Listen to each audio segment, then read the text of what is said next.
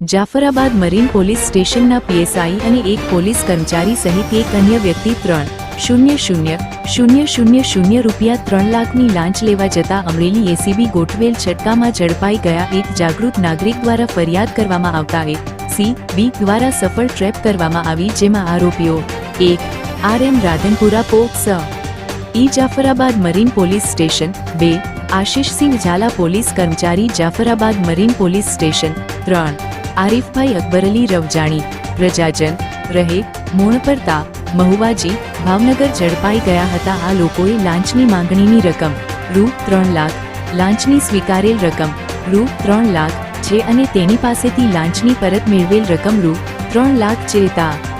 21 જાન્યુઆરી 2026ના રોજ સહયોગ હોટેલ રાજુલા જિલ્લો અમરેલી. ટૂંક વિગત: આ કામના ફરિયાદી તથા સાહેદ ઉપર જાફરાબાદ મરીન પોલીસ સ્ટેશન ખાતે ગુન્હો દાખલ થયેલ હોય, જે ગુન્હાની તપાસ આ કામના આક્ષેપિત એક નાઓ ચલાવી રહેલ હોય અને આ કામના ફરિયાદી વિરુદ્ધ પાસા નહીં કરવા તથા સાહેબના ટ્રકના અસલ કાગળોની ફાઇલ પરત આપવા માટે આક્ષેપિત નંબર 1 તથા 02 નાઓ વતી આક્ષેપિત 3 નાઓએ લાંચની માગણી કરેલ અને ફરિયાદી તથા સાહેબ લાંચની રકમ આક્ષેપિતોને આપવા માંગતા ન હોઈએ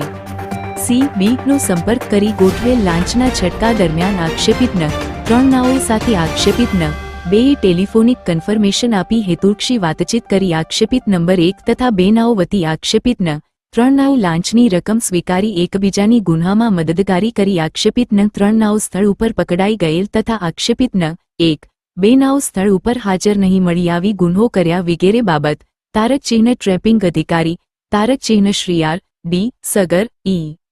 ચા પોલીસ ઇન્સ્પેક્ટર અમરેલીએ CB પો સ્ટે તથા પો સ્ટાફના કર્મચારીઓ તારક ચિહ્ન સુપરવિઝન અધિકારી તારક ચિહ્ન શ્રી S.N. બારોટ મદદનીશ નિયામક ભાવનગરે CB